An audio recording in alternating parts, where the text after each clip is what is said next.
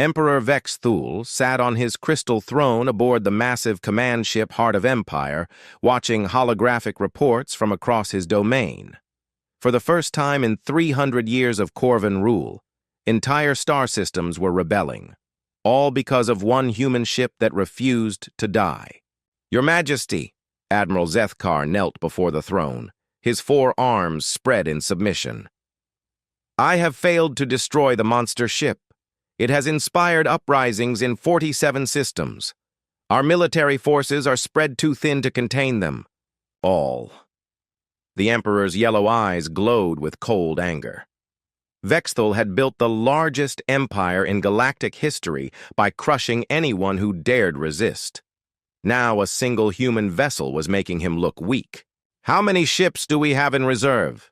the Emperor asked. 2,000 vessels, Your Majesty. The Grand Fleet represents every warship we can spare without leaving our core worlds defenseless. "Then we will use all of them," Vexthul decided. "I will personally lead the Grand Fleet to destroy Earth and every human colony. When their homeworld burns, the galaxy will remember why they should fear the Corvan Empire." Light years away, the USS Vengeance floated in the darkness between stars, running silent to avoid detection. Captain Jake Morrison stood in the ship's war room, studying intelligence reports that made his blood run cold. Intelligence Officer Amy Chen had just returned from her deepest spy mission yet. She had infiltrated the Corvan capital itself and stolen military plans that revealed the Empire's final strategy. "Jake, it's worse than we thought," Amy said, her face pale with exhaustion. "They're not just sending a fleet to attack Earth. They're sending everything. 2,000 ships under the Emperor's personal command." Chief Engineer Lisa Parker looked up from the broken fusion core component she was trying to repair. "Captain, our ship can't fight 2,000 enemies. I've pushed this old girl past every limit she has, but there's only so much one vessel can do." Jake studied the tactical display showing the massive Corvan force gathering at the edge of human space. Even if every human ship joined the fight, they would be outnumbered 10-1. "How long before they reach Earth?" Jake asked. 3 weeks, Amy said. "Maybe less if they push their engines hard." Medical Officer Karen Walsh entered the room carrying a medical scanner. "Jake, I need to examine you. You haven't slept in 4 days."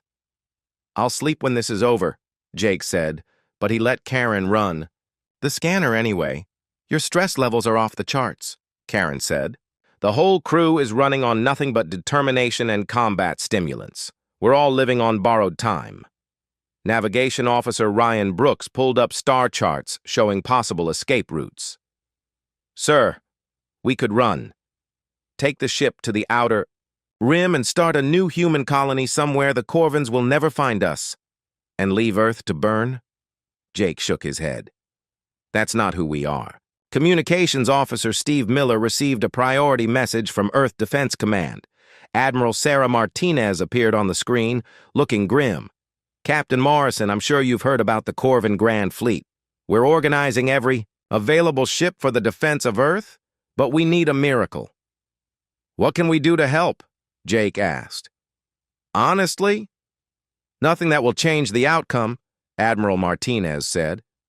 "But the people of Earth know about your ship.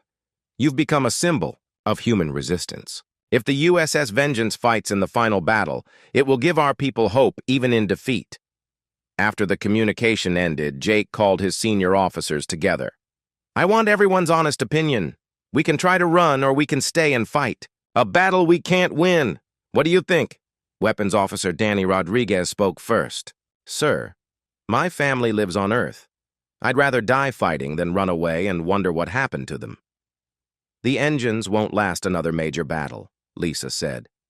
"But if we're going to die anyway, I'd rather go down swinging." Pilot Jenny Adams had been quiet during the discussion. Finally, she spoke up. "Captain, what if we don't try to win the battle? What if we try to win the war?" Everyone looked at her. "Explain," Jake said. "The Corvans are bringing everything they have to destroy Earth," Jenny said. "What if we could turn that strength into weakness? What if their biggest fleet became their biggest defeat? Chief Science Officer Kevin Hart had been working on something. In his laboratory for weeks. He entered the room carrying a datapad with complex calculations. "Captain, I think I know what Jenny means," Kevin said. "I've been studying our fusion core modifications. If we push the reactor past every safety limit, we could create a cascade reaction that would be visible across half the galaxy."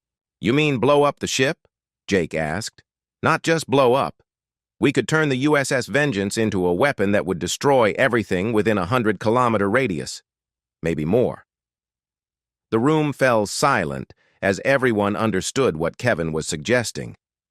They could ram their ship into the middle of the enemy fleet and take as many Corvan vessels with them as possible. "That's suicide," Amy said quietly.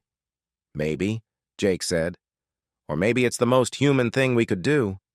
Go out fighting and take our enemies with us." Over the next hour, Jake explained his plan.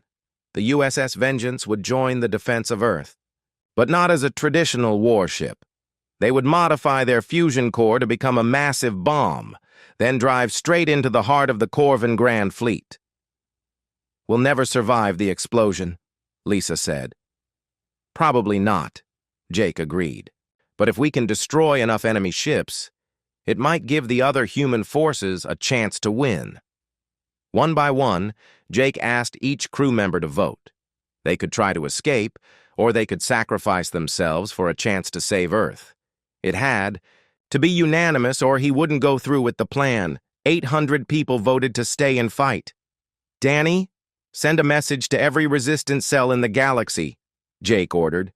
"Tell them the USS Vengeance is making its final run. If they want to help, now is the time." "What should I tell them to do?" Danny asked. "Whatever they can. Attack supply lines, sabotage communications, cause chaos. Make the Corvans fight on 100 fronts at once." Steve received responses from resistance groups across known space. Alien species that had been conquered by the Corvans were ready to rebel. Human colonies were preparing to fight even knowing they might lose. "Sir, we're getting reports from everywhere," Steve said. "The whole galaxy is getting ready to fight." Jake looked around at his crew. They were tired, scared, and probably going to die in a few weeks. But they were still ready to fight for something bigger than themselves. "Kevin, how long do you need?" "To modify the fusion core?" Jake asked. 2 weeks if we work around the clock," Kevin said. "Then we better get started. Lisa, I need you to keep this ship running long enough to reach Earth." "Don't worry, Captain," Lisa said with a grin. "I'll hold her together with spare parts and pure stubbornness if I have to." As the USS Vengeance began its final journey toward Earth, news of their sacrifice spread across the galaxy. The monster ship that had terrorized the Corvan Empire for months was making one last stand. It was going to be the most important battle in galactic history, and everyone knew it. Admiral Zethkar stood in the command center of his flagship, the Eternal Glory, studying holographic displays that showed the locations of every attack by the human monster ship. Red dots marked 23 successful raids over the past 4 months. Each dot represented millions of credits in lost supplies and dozens of destroyed vessels. "Show me the attack patterns again," Zethkar ordered his tactical officer. The hologram shifted, drawing lines between the attack sites. Instead of random strikes, the human ship was following a careful plan. It hit supply lines that fed into 3 major Corvan fleet bases, slowly starving them of resources. "Sir, the humans are not fighting like any enemy we've faced before," the tactical officer said. "They ignore military targets and focus on logistics. It's as if they understand our supply network better than we do." Zethkar's 4 arms crossed in frustration. In 40 years of military service, he had conquered 17 star systems and destroyed hundreds of rebel fleets. But this single human ship was making him look like a fool. "How many ships do we have available for the hunt?"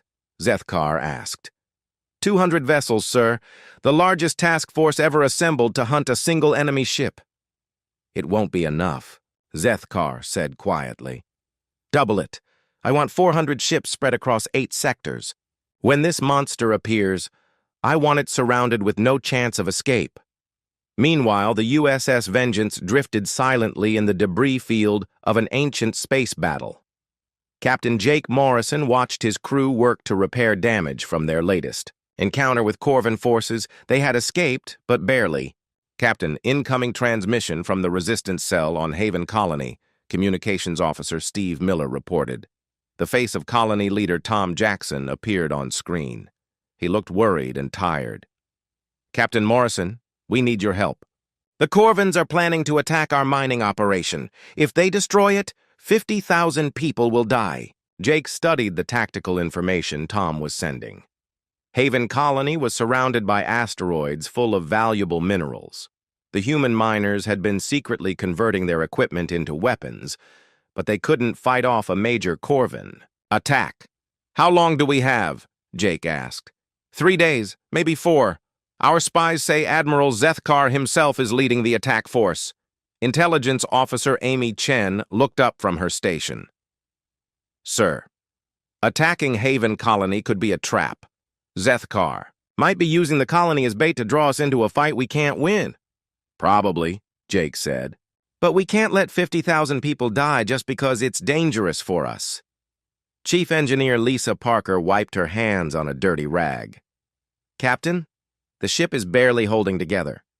We've been pushing everything past safe limits for months. If we get into another big fight, something important might break at the worst possible time. Navigation Officer Ryan Brooks pulled up a star chart. Sir, I've been studying the Haven system. It's surrounded by an asteroid field that could work, for us or against us. Lots of places to hide, but also lots of places for enemies to hide. Medical Officer Karen Walsh joined them on the bridge. Jake, I need to be honest with you. Half the crew is running on stimulants and sheer willpower. Human bodies weren't designed for this kind of stress. We're all operating beyond our limits. Jake looked around at his tired crew. They had been fighting for months without a real break. Every person on the ship was pushing themselves harder than any human should, but they kept going because people like those on Haven Colony were counting on them. Danny, what's our weapons status? Jake asked Weapons Officer Danny Rodriguez. We've got about 60% ammunition remaining. The stolen Corvan energy weapons are working, but they drain our power systems faster than our reactors can recharge. Them. That means we'll have to be smart instead of just tough, Jake said. Steve, send a message to Tom Jackson. Tell him we're coming, but he needs to be ready to help us. 2 days later, the USS Vengeance approached the Haven system carefully. Long-range sensors showed exactly what Amy had predicted. Admiral Zethkar had brought a massive fleet of 80 ships to destroy one small mining colony. Sir, the Corvan fleet is in standard orbital bombardment formation, Danny reported. They're preparing to destroy the colony from space. Any sign? They've detected us, Jake asked. Not yet. We're still hidden in the asteroid field's sensor shadow. Jake activated the ship's communication system. All hands, this is the captain. In about 10 minutes, we're going to attack a fleet that outnumbers us 80-1. I won't lie to you. Most military experts would say this is impossible. But we're not most people. We're the crew of the USS Vengeance, and we don't know how to quit. He paused, looking around the bridge at faces that had become family over months of shared danger. We're going to save those people down there because that's what humans do. We protect each other, even when it's crazy, even when it's impossible, especially when it's impossible. The plan Jake had developed was typically human in its simplicity and madness. Instead of trying to fight 80 ships in open space, they would use the asteroid field as a weapon. Ryan, take us into the mining sector, Jake ordered. Lisa, are the mining charges ready? 50 mining charges converted to remote explosives, sir. Each one has enough power to crack a small moon. Pilot Jenny Adams had joined the crew 2 months ago when they rescued her from a destroyed transport. She had learned to fly the Vengeance like it was part of her own body. Captain, the miners are ready, Steve reported. They've rigged their excavation equipment as weapons and positioned themselves throughout the asteroid field. Tactical Officer Greg Turner, coordinate with the miners. I want this whole asteroid field turned into a trap. The USS Vengeance emerged from the asteroid field like an angry wasp, diving straight toward the Corvin fleet. Admiral Zethkar's ships immediately turned to face this new threat. "Sir, the monster ship has appeared," Zethkar's tactical officer reported. "It's attacking our left flank." "Finally," Zethkar said, "all ships converge on that vessel. Today we end this legend." But Jake had no intention of fighting a traditional space battle. As the Corvin ships moved to surround him, he led them deeper into the asteroid field where the miners waited. "Now!" Jake shouted. 50 mining charges exploded simultaneously, turning chunks of asteroid into high-speed projectiles. Mining lasers, designed to cut through solid rock, sliced into Corvin hull armor. Cargo haulers fitted with improvised weapons rammed into enemy ships. The careful Corvin formation collapsed into chaos as they found themselves fighting not just one ship, but an entire asteroid field full of angry humans. "This is impossible," Zethkar screamed as his flagship shook from multiple impacts. "Civilians don't fight like this." "Human civilians do," Jake said, though the alien commander couldn't hear him. When the battle ended 2 hours later, 30 Corvin ships were destroyed or disabled. The rest retreated in confusion, unable to understand how they had been defeated by miners and a single warship. Admiral Zethkar stared at his tactical display in disbelief. He had brought overwhelming force against a simple mining colony and had been thoroughly beaten by people who weren't even soldiers. The legend of the monster ship had grown again, but more importantly, 50,000 humans were still alive. And the galaxy had seen that the Corvin Empire could be defeated by ordinary people who refused to give up. 6 months had passed since the Battle of Titan's Gate, and the USS Vengeance had become something the galaxy had never seen before. Captain Jake Morrison stood in the ship's modified cargo bay, watching his crew install weapons they had stolen from destroyed Corvin ships. "These energy cannons should give us more firepower," said Weapons Officer Danny Rodriguez as he connected alien power cables to human control systems.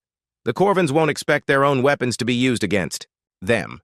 The Vengeance looked nothing like it had 6 months ago. Salvaged alien armor plating covered holes in the hull. Corvin shield generators hummed next to human fusion reactors. The ship had become a patchwork monster that any alien engineer would call impossible. Chief Engineer Lisa Parker crawled out from under an alien power converter, her face covered in strange blue coolant fluid. "Captain, I've got the Corvin hyperdrive working with our navigation system. It's not pretty, but we can jump twice as far as before." Jake nodded. Over the past months, they had learned to fight a new kind of war. Instead of big battles, they hit enemy supply convoys and disappeared before help could arrive. The Corvin Empire was huge, but it needed constant shipments of food, fuel, and weapons to keep its fleets running. "Sir, incoming message from Intelligence Officer Amy Chen," said Communications Officer Steve Miller. Amy's face appeared on the screen. She was aboard a captured Corvin scout ship, pretending to be a trader while she gathered information deep in enemy territory. "Captain, I've got good news and bad news," Amy said. "The good news is that Corvin convoy KX-447 is carrying enough fuel cells to power a battle fleet. The bad news is it's guarded by 12 warships." "Where?" Jake asked. "Sector 7G, near the IEI Broken Ring asteroid field. They'll be there in 18 hours. Jake looked at his tactical display. 12 ships was a lot, but they had learned that Corvin crews panicked when things didn't go according to their battle plans. "Ryan, plot a course for Sector 7G, Jake told Navigation Officer Ryan Brooks. "And find us a good hiding spot in those asteroids." "Aye, sir. We can use the asteroid field's magnetic interference to mask our approach." Medical Officer Karen Walsh's voice came over the intercom. "Captain, I need to speak with you about the crew." Jake found Karen in sick bay, treating an engineer who had burns from working with alien technology. "What's the problem, Karen?" "The problem is that we're pushing everyone too hard," Karen said. "Human bodies aren't designed to handle the stress. We're putting them through." The alien modifications to our ship create radiation that affects our nervous systems. Half the crew is running on stimulants just to stay awake. Jake looked around sick bay. It was full of crew members with injuries that would have sent them home in a normal war. But they kept working because they knew the galaxy was watching. How long can we keep this up? Jake asked. Maybe 6 more months, Karen said. After that, people are going to start dying from exhaustion. Then we better make these 6 months count, Jake said. 18 hours later, the USS Vengeance waded in, the shadow of a large asteroid. On the other side of the rock, a Corvan supply convoy moved slowly through space. 12 warships surrounded 20 cargo vessels loaded with fuel and weapons. They're using standard escort formation, Danny observed. 4 ships in front, 4 behind, 2 on each side. No imagination, Jake said. Amy, what did you learn about their communications? Amy had returned from her spy mission just in time for the attack. They use encrypted channels, but I managed to copy their frequency codes.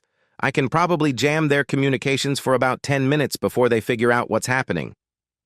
10 minutes should be enough, Jake said. Lisa, are the new weapons ready? The stolen Corvan cannons are online, Lisa said. Plus, I rigged up something special. Remember those mining charges we picked up at Haven Colony? I turned them into guided missiles. Jake smiled. Mining charges were designed to crack apart asteroids. What they would do to spaceship hulls was anyone's guess. All stations, prepare for attack, Jake announced. Remember, we hit hard and fast, then disappear before they can organize a response. The USS Vengeance burst out from behind the asteroid like an angry metal shark. The Corvan escorts were caught completely off guard. They had been watching for threats from other directions, not from inside the asteroid field. Amy, jam there. Communications now, Jake ordered. Jamming active, sir. They can't call for help. The Vengeance's new alien weapons lit up space with deadly energy beams. But it was Lisa's mining charge missiles that really shocked the enemy. The improvised weapons smashed into Corvan hulls and exploded with tremendous force designed to shatter solid rock. 3 escort ships were destroyed in the first 30 seconds. The remaining 9 tried to form a defensive line, but they couldn't coordinate without communications. Danny, target their engine sections, Jake said. Disable them, don't destroy them. We need those ships intact. The Vengeance danced between enemy fire like a fighter instead of a warship. Ryan Brooks had learned to fly the ship in ways that made alien pilots sick just watching. Human reflexes and creativity were faster than Corvan computers. Sir, 4 enemy ships are trying to escape, Steve reported. Let them go, Jake said. We want survivors to tell stories. Within 10 minutes, the convoy was theirs.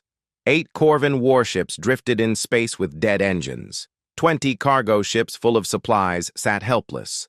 The 4 ships that escaped would carry tales of the monster ship back to their commanders. Boarding parties, secure those cargo vessels, Jake ordered. Take everything useful and plant charges on the rest. As his crew worked to transfer stolen supplies, Jake intercepted a message from one of the escaping Corvan ships. The alien captain was reporting to Admiral Zethkar, a veteran commander who had been hunting the Vengeance for months. The monster ship struck again, the frightened captain said. It fights like no civilized vessel should. They use our own weapons against us and attack from impossible angles. Admiral, this ship is not natural. It's like a disease that spreads chaos wherever it goes. Jake had heard rumors about Admiral Zethkar. The alien commander had never lost a battle in 40 years of service. He considered humans to be an insult to proper military conduct. Captain, we've got everything we can carry, Lisa reported. Cargo bays are full of Corvan fuel cells and weapon components. Good. Set charges on the remaining ships and let's get out of here. As the USS Vengeance jumped away into hyperspace, explosions lit up the space behind them. Another convoy destroyed. Another victory for the human resistance. But Jake knew their luck couldn't last forever. Admiral Zethkar was coming, and he would bring everything the Corvan Empire had to offer.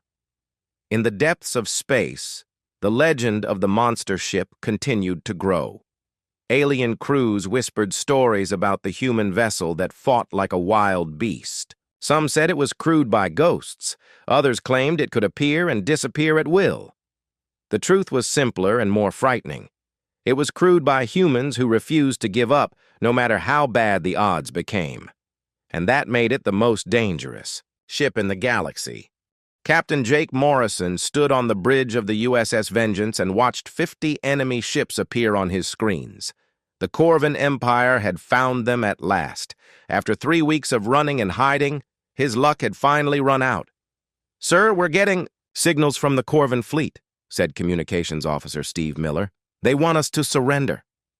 Jake looked around his bridge. 800 crew members depended on him to get them home alive. The Vengeance was just one ship against an entire fleet.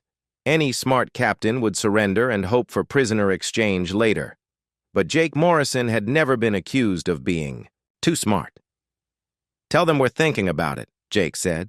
"Buy us some time." The year was 2387, and humanity had been fighting the Corvan Empire for 30 years. Most alien races thought humans were crazy for even trying to resist. The Corvans had better weapons, better shields, and better everything. Their empire stretched across half the galaxy, while humanity barely controlled a few dozen star systems. The USS Vengeance was different from other human ships. It was built with experimental technology that most aliens laughed at. Instead of fancy energy weapons, it had simple kinetic cannons that fired chunks of metal really fast.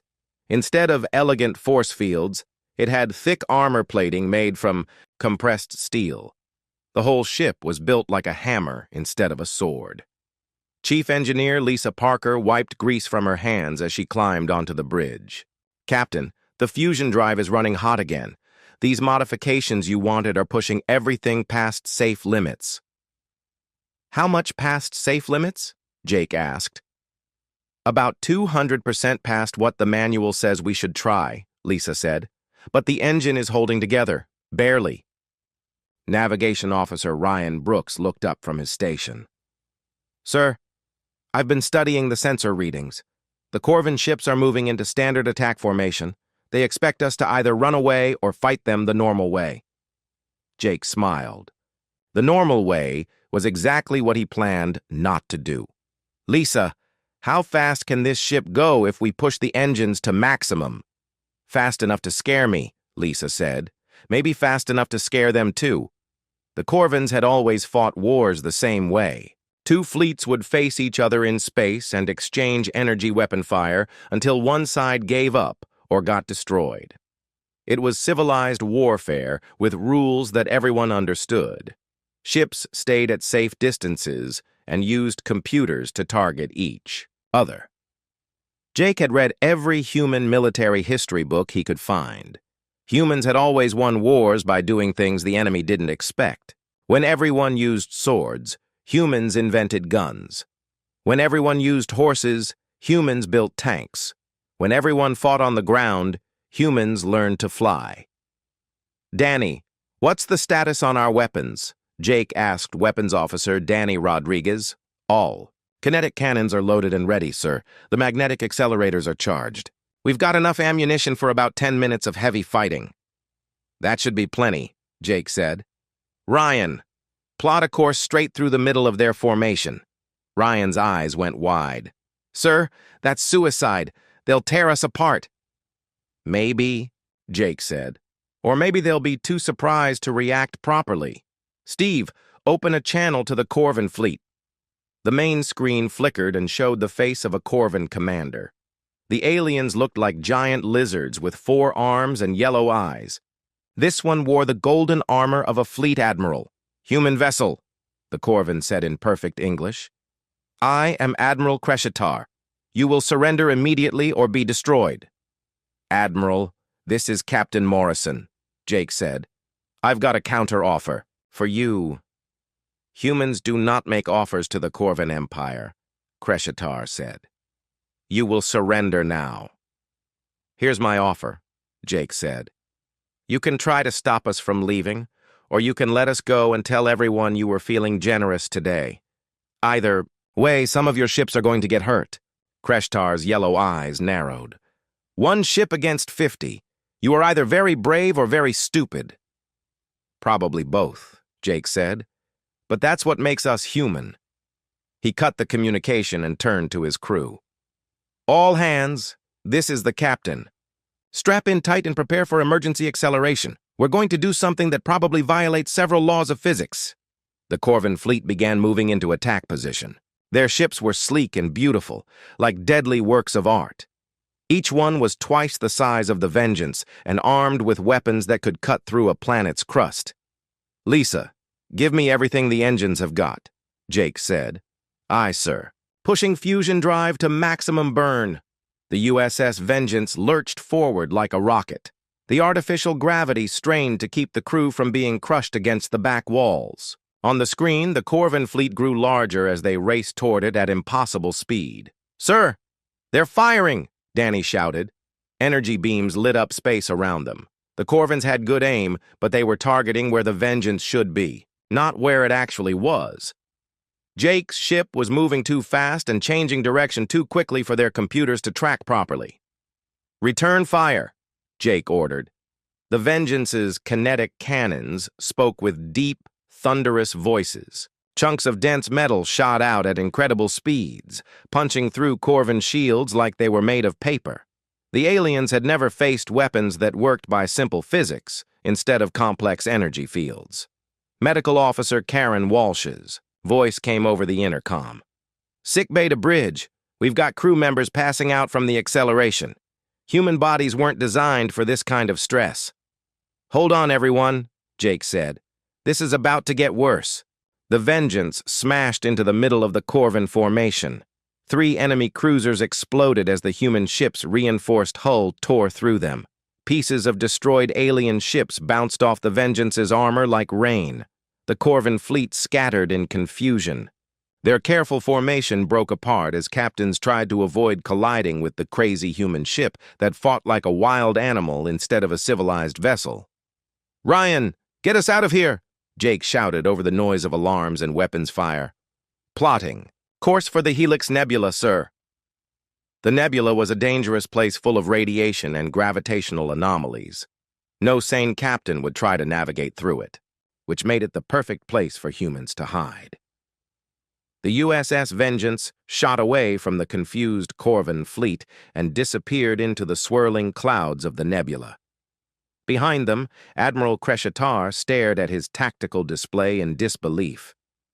3 of his ships were gone, and the rest were trying to reform their scattered formation. Sir, his tactical officer said, should we pursue them into the nebula?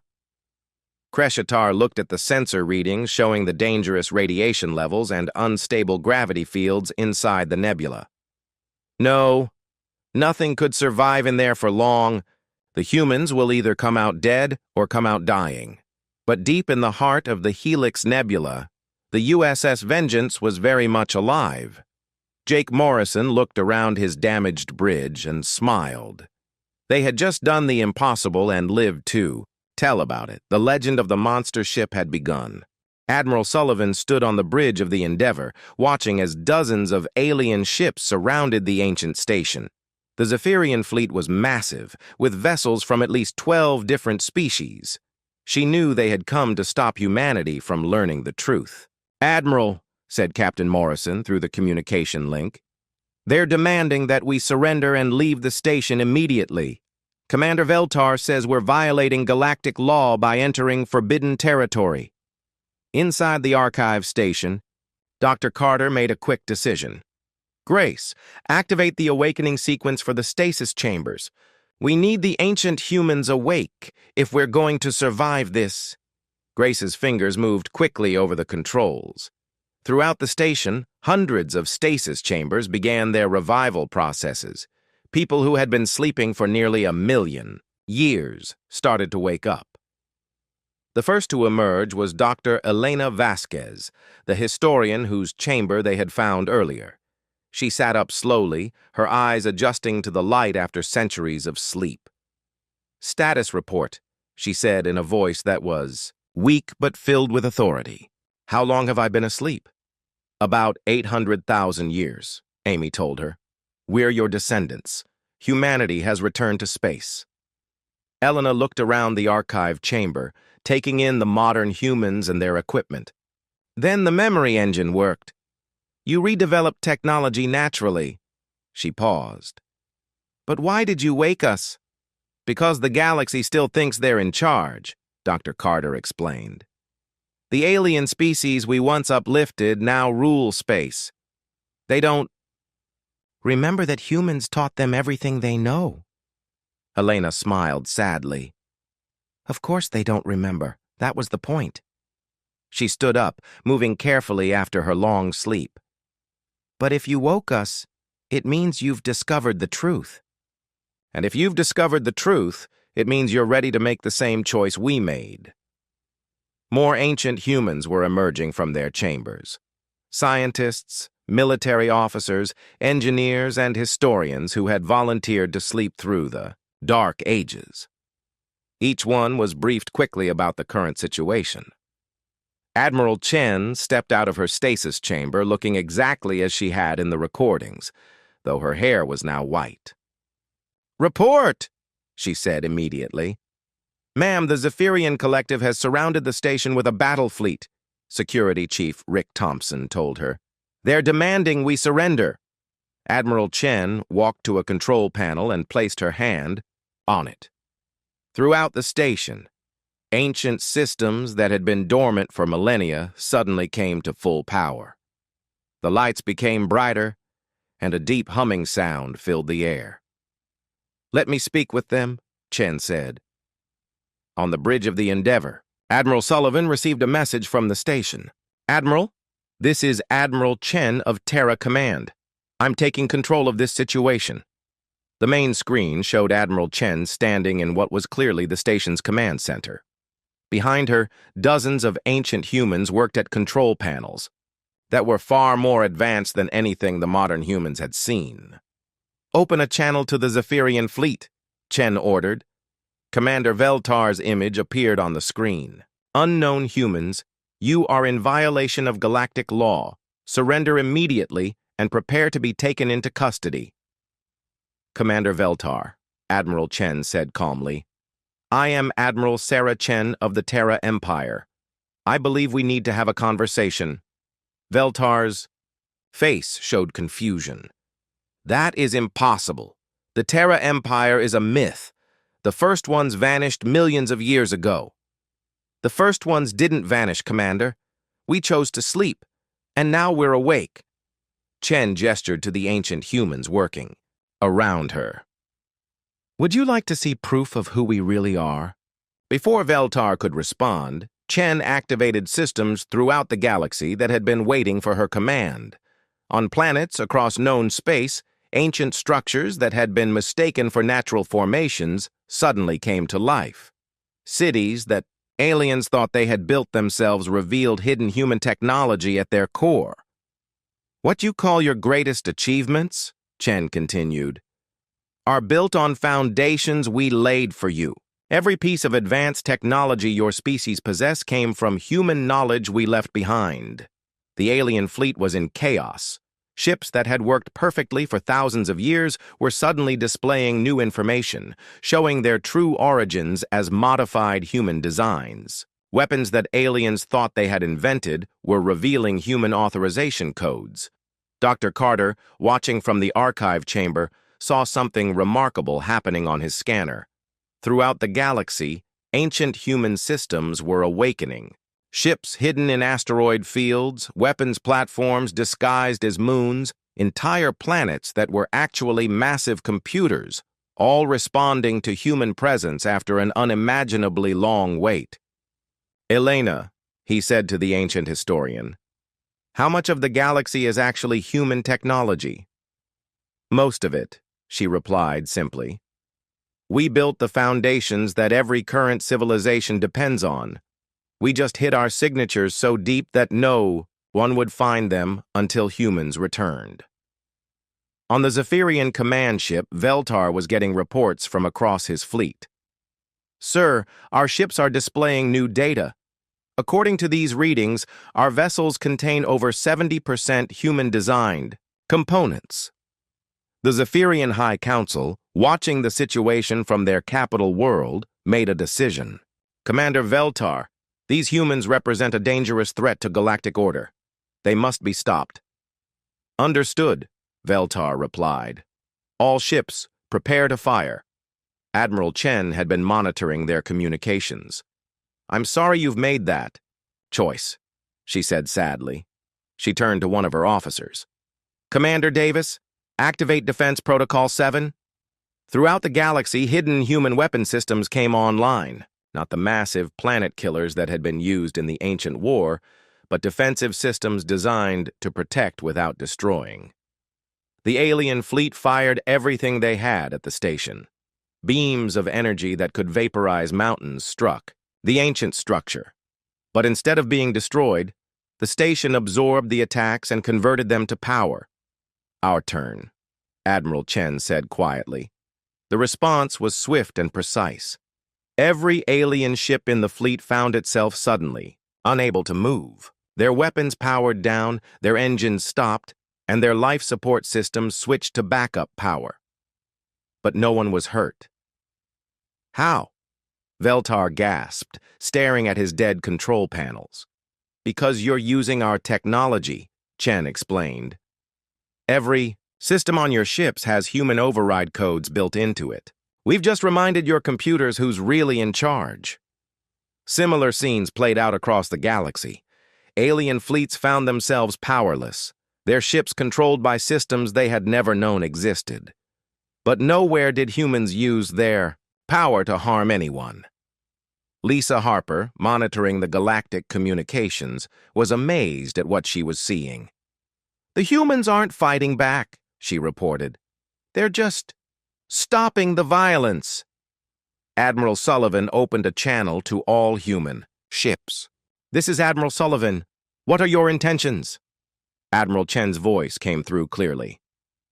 The same intentions we had 1,000,000 years ago, Admiral, to protect the galaxy from destruction. She addressed the alien fleets directly. Commanders of the Galactic Collective, we could destroy every one of your ships without effort. We could reclaim our empire and rule you as we did before, but that's not who we are. Dr. Elena Vasquez stepped forward. We gave up our empire once to save the galaxy from war. We won't make the same mistakes again. What do you want from us? Veltar asked. Nothing, Admiral Chen replied. We want to give you something. The choice to build a better galaxy together. Over the following hours, the truth spread throughout known space. Every alien species learned that their civilizations had been guided by humans, that their greatest achievements were built on human foundations, and that the humans had voluntarily given up their power to prevent galactic destruction. Some species were angry. Others felt betrayed, but many were simply amazed at the sacrifice humans had made. Admiral Sullivan found herself in the unique position of speaking for both ancient and modern humanity. We propose a new kind of galactic community, she announced. Not an empire ruled by one species, but a partnership where everyone contributes their strengths. The ancient human weapons were sealed away once more, their secrets guarded by people who understood the price of using them. The hidden systems throughout the galaxy remained active, but only as protectors, not conquerors. Dr. Carter stood with Elena Vasquez in the archive chamber, watching as representatives from dozens of species arrived to begin building this new partnership. Will it work? He asked. Elena smiled. It has to, because now everyone knows the truth. And the truth is that we're all stronger together than any of us could be alone. Admiral Chen made one final announcement to the galaxy. We are not your rulers returning to claim what was ours. We are your elders, and we have learned from our mistakes. Let us build something new together, not an empire, but a true community among the stars. As the ancient humans emerged from their long sleep and modern humans took their place among the stars, the galaxy began a new chapter. The lost elders had returned, not as conquerors, but as teachers ready to help everyone build a better future. And, in the deepest vaults of the archive station, Even more ancient technologies waited patiently, their secrets preserved for the day when the galaxy would be ready for humanity's greatest gifts. The children of Terra had come home at last.